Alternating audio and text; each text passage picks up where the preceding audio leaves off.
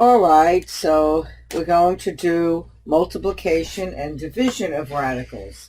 And in many ways, this is very similar to multiplication and division of variables. So we're going to look at example number 1, where we have the square root of 2, square root of 6 times the square root of 6 plus the square root of 2. And we're going to do this we're going to multiply this using the distributive rule. So we're going to multiply 2 and into there like that. So we're going to end up with square root of 2, square root of 6, plus square root of 2, square root of 2. And then we can put this under one radical sign. So that will give us square root of 2 times 6 plus square root of 2 times 2. So it turns out that nothing here is a perfect square, but we know that hidden in the square root of 12, there is a perfect square. So we could actually simplify that plus the square root of 4, which we know is a perfect square. So this will be equal to 4 times 3 plus square root of 4, which we know is 2. So that means we have 2 square root of 3 plus 2. And we cannot combine that any further because this does not have a radical and this does, and these don't have the same. So this is the finishing answer.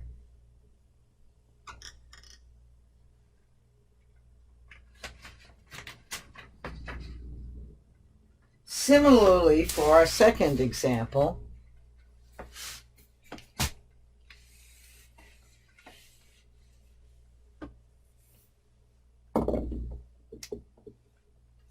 where we have 3 square root of 6 square root of 5 plus 7 square root of 7.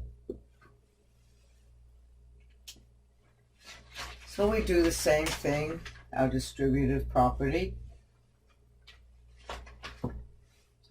where we'll get 3 square root of 6 square root of 5 plus 3 times 7 square root of 6 square root of 7.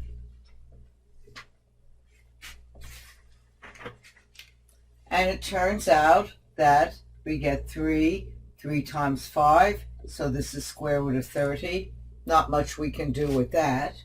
And then we have here 21, and then 6 times 7 is the square root of 42, and not much we can do with that either. So sometimes we can't reduce things or simplify things, and we can't combine them, and that becomes our final answer.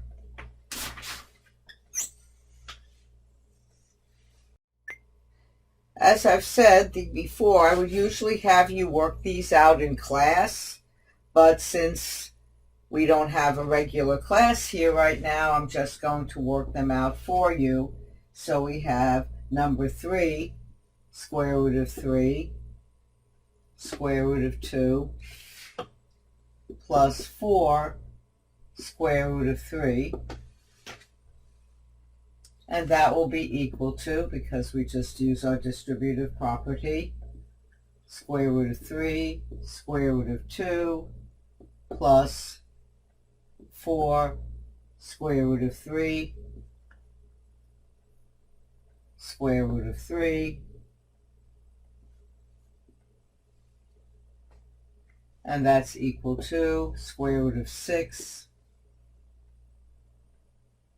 plus 4 square root, well, we know that's 9. And that means that since 6, we can't find any perfect square in 6, but indeed we have a perfect square right here. 9 is a perfect square, so we have square root of 6 plus 4 times 3, and that means we have square root of 6 plus 12. And that is our final answer.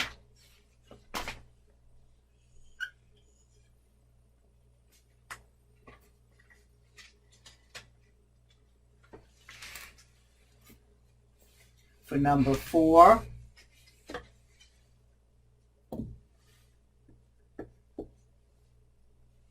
have square root of 7, 3 plus square root of 2. Use the distributive property, so that means we get 3 square root of 7 plus square root of 2 times 7 is 14. And it turns out there's not much more we can do with that, and that becomes our final answer, which would be 3 square root of 7 plus square root of 14 will be our final answer.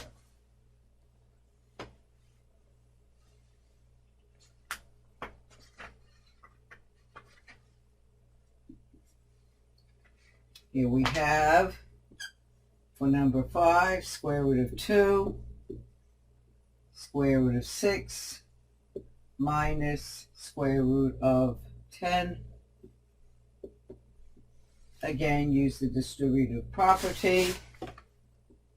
So we get square root of 12 minus square root of 20. And now we simplify. Since 12 we know is 4 times 3 under the radical sign, minus 20 is 4 times 5 under the radical sign. So this will give us 2 square root of 3 minus 2 square root of 5, and we can't take it any further because if you notice those two are different, so we can't combine any further. So this is our final answer.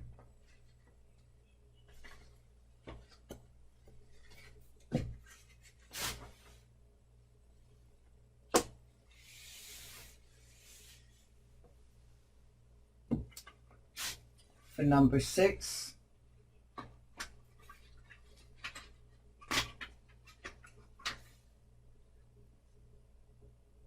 we get square root of 7, square root of 7 minus square root of 3. Well, that gives us square root of 7 and 7,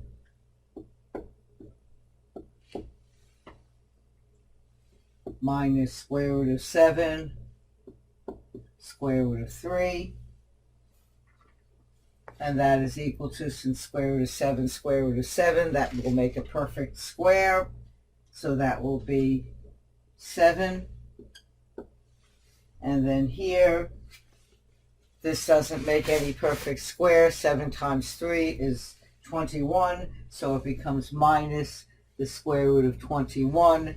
And that is our final answer.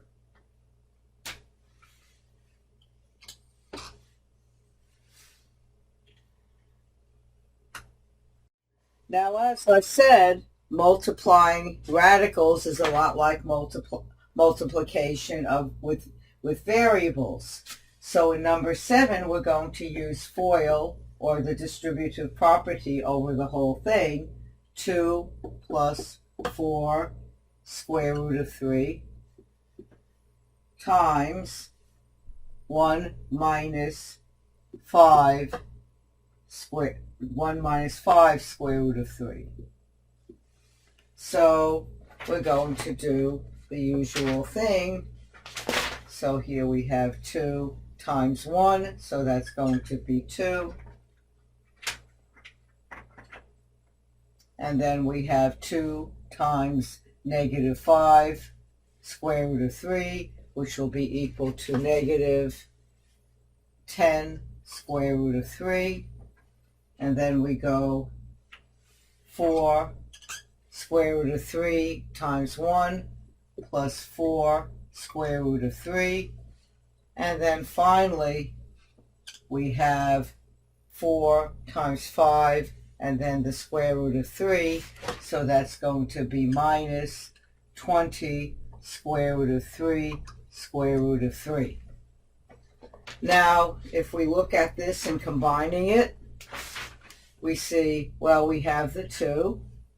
And if we combine these two, because notice how these are the same, and of course these two are the same power, so that means we end up with negative 6 square root of 3. And then here we have minus 20, but this is a perfect square under here, because that would be 9, and we know 9 is equal to 3. So that means we end up with 2 minus 6 square root of 3 minus, well, what's 20 times 9? And, 20 times 3, sorry, 20 times 3, so that gives us 60. So that means we have 2 minus square root of 3 minus 60, so that will give us negative 58 because of the 2 minus 6, and then minus 6 radical 3. So our final answer is, so you see that by simplifying and combining, and this you use the same idea as when you do the regular distributive property or foiling, like you would when you would do a variable type equation.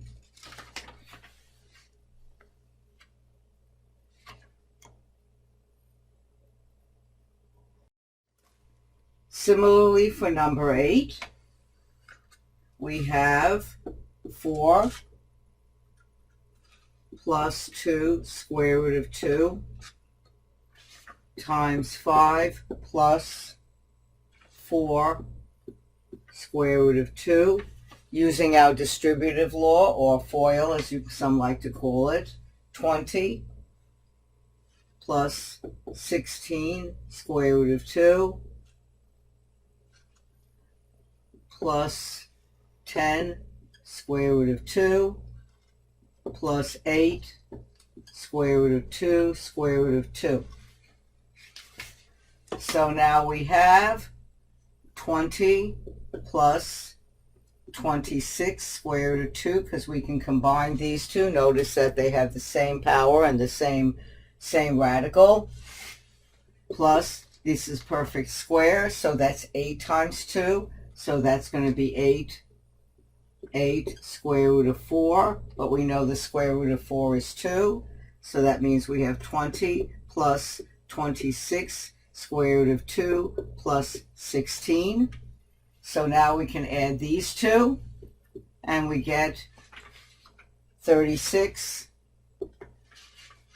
plus 26 square root of 2, and that is our final answer for this example.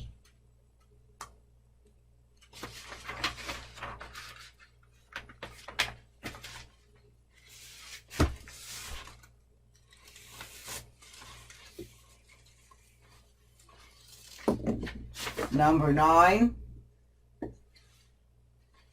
we have 5 minus the square root of 7 times 5 plus the square root of 7. Now notice that these two are the same except for their sign. So something rather interesting happens as a result of this. So we have 5 times 5 is 25. That's good. Then we have plus 5 square root of 7. And then we have minus 5 square root of 7. And then we have minus square root of 7 square root of 7. So what happens here is, if you notice, these two cancel out, and then we end up with 25 minus 7, and our final answer is 18. And this type of situation where you see the same thing here, and the only difference is the sign, and those are called conjugates. And these will become very, very important in certain things that we will do in this course.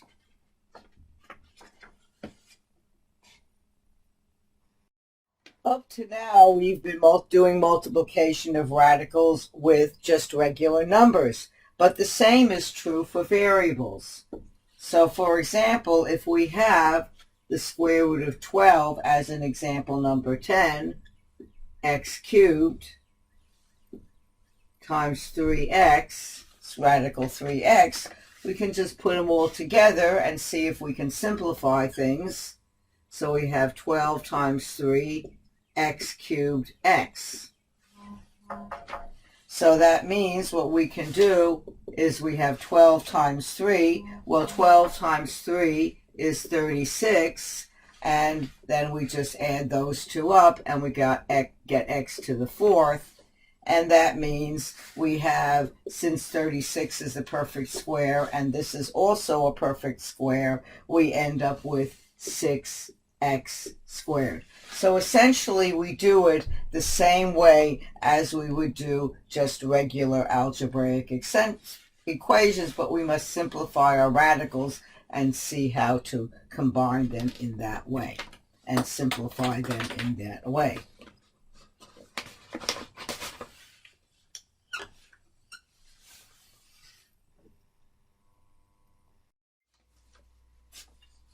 As before, even though we have variables in number 11, it's the same process as if we had just regular numbers.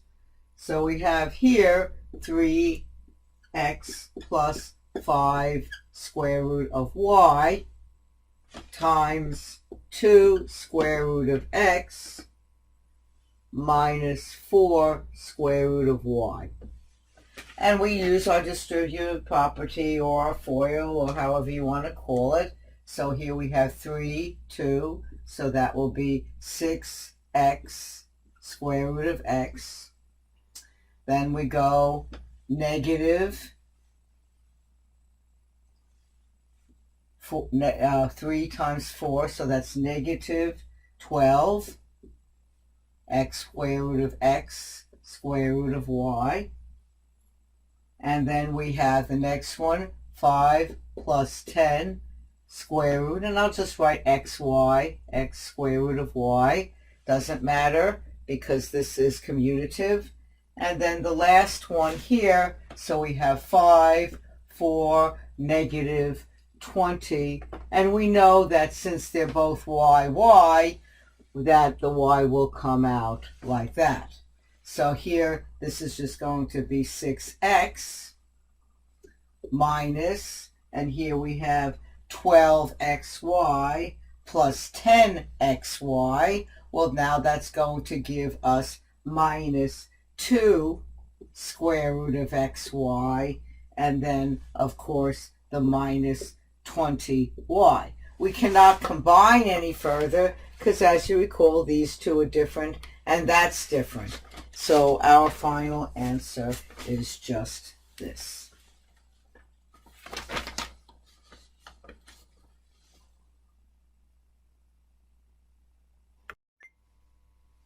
Working through 12, we have square root of x plus square root of 5 times square root of x minus square root of 3. Well, these aren't conjugates because 5 and 3 are different. So we just proceed the way we would normally do. So we have square x squared, just another way of writing x times x under the radical sign, minus square root of 3x plus square root of 5x minus square root of 5 times 3 is 15. Then we simplify this as much as possible. So we end up with x minus square root of 3x plus square root of 5x minus square root of 15. And in this case, since we cannot simplify it any further, there's no way we can combine it, there's no way we can do anything more with that, so this becomes our final answer. We cannot do any more with that.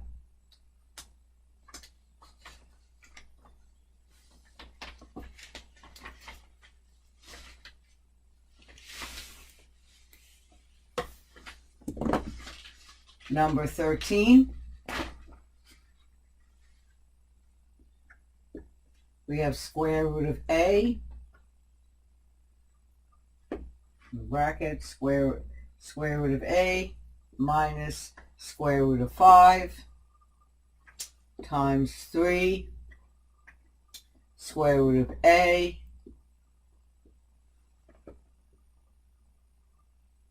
plus 7. And then, of course, we go through the procedure of the FOIL. So that means we end up with 3 square root of a squared plus 7 square root of a minus 3 square root of 5a minus 7 square root of 5. And it looks like there's nothing we can do here. There's no way we can combine anything, because if you notice here, this is a and this is 5a, so we can't combine those two. And this one we can, yes, we can still take out the 3a, that's right, so we end up with 3a plus, can't combine these two, so we end up with 7a minus 3 square root of 5a, and this last one, there's nothing more we can do either, so that becomes our final answer.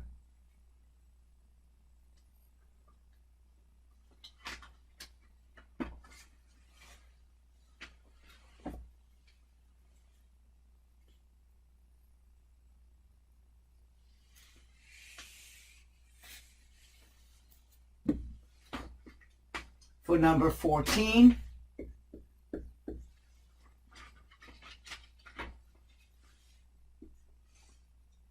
we have 2x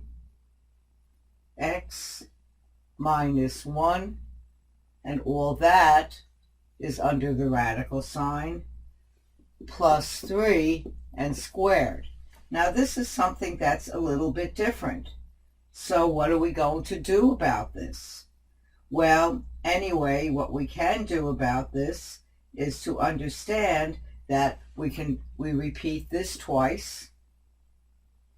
So we have 2x minus 1 plus 3 times square root of 2x minus 1 plus 3, because that's what squaring that means. So that means what we have here when we do this is that this becomes the square root of 2x minus 1 squared when we multiply those two, plus 3 square root of 2x minus 1 plus, and then the other one is going to be 3 times 2x minus 1. And then our final one, 3 times 3, well, we know that is 9, plus 9. So what we want to do now is we want to see, can we do anything more with this? Well, we can combine these two. These two here, and we can make that 6, 2x minus 1. because it turns out that even though it's a binomial, we can combine these two things because these are the same. So we can now write, and I'm just going to erase this over here to make a little more room. So it turns out, and this one pops out of this part pops out of the radical sign, we have 2x minus 1, because squared by our definition. And then we have plus 6 square root of 2x minus 1, and then plus 9. And now we can continue combining because we have the negative 1 and we have the 9. So I'm going to erase this here to continue it. So now we have 2x plus 8 times plus 6 radical 2x minus 1. And that becomes our final answer to number 14.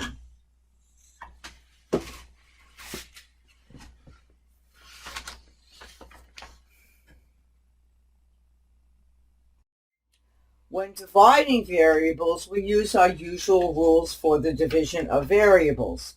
So for example, if we have number 15, and we have x square root of y divided by x cubed, square root of x cubed.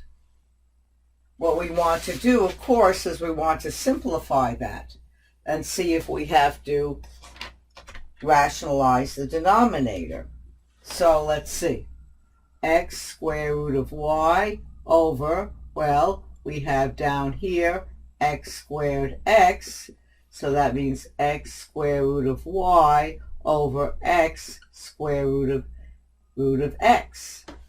And what's really, really nice here is it turns out that the two x's cancel out, and we're left with y over square root of y square root of x. And of course, as we can't leave it like that, as I said earlier in one of the earlier lectures, we have to get rid of the radical sign on the bottom, and we do that by multiplying the top and the bottom by x, so we end up with xy all over x, and that becomes our final answer.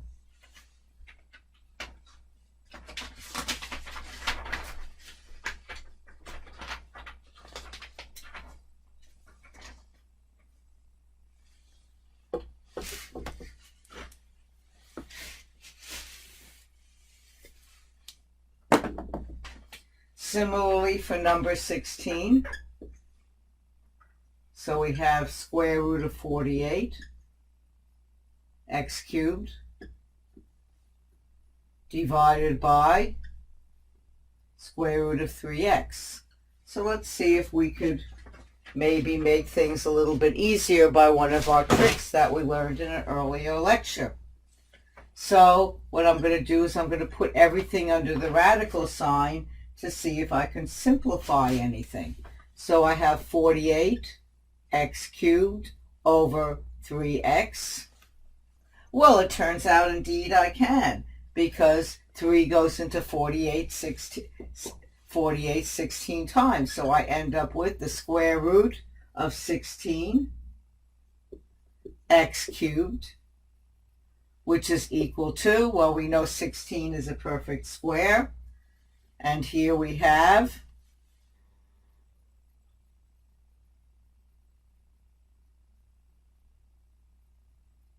16 is a perfect square, and also we also see too that this x cancels out with that, leaving us with x squared. So that means we have 16x squared. So we end up with, in here, 16x squared. So now we just write That's a perfect square, 4x, and that becomes our final answer. So we see that by putting this all under the radical sign, we can simplify the 48, and we can cancel out the x from the bottom to get this nice simple radical, which is all a perfect square, and end up with just 4x. For our last example, we're going to actually use a few things. So this is really just all numbers, but it's kind of has a lot of things going on. So we have 24, 5 square root of 24 times 3 square root of 45 all over the square root of 6. So what do we want to do with that? Well, let's get rid of the brackets first. So what we're going to do, let's simplify inside the brackets, inside the radical sign, and then we'll deal with the brackets. So we have 5 square root of 4 times 6, because remember we're always looking for that perfect square. And here we have 3 square root of 9 times 5, because we're always looking for that perfect square. This is all divided by the square root of 6. So now we have 5 times 2 square root of 6, and here we have 3 times 3 square root of 5 all over square root of 6. Now what's kind of really neat about what we just did is because really this is multiplication. All multiplication, we don't have any addition or subtraction in this, so we can actually do some canceling out. And it turns out we can actually cancel out the square root of 6 from here and the square root of 6 from here, which makes things a lot easier. So now we can write 5 times 2 is 10, and then times 9 square root of 5, and then, of course, 10 times 9 is 90 square root of 5. So by knowing all these different rules, you can find simpler ways of doing it. You can also rationalize the denominator and start off like that, etc. But there's also other things you can look at besides that to make things a lot easier. So thank you very much, and stay well, and until the next time, be well. Bye.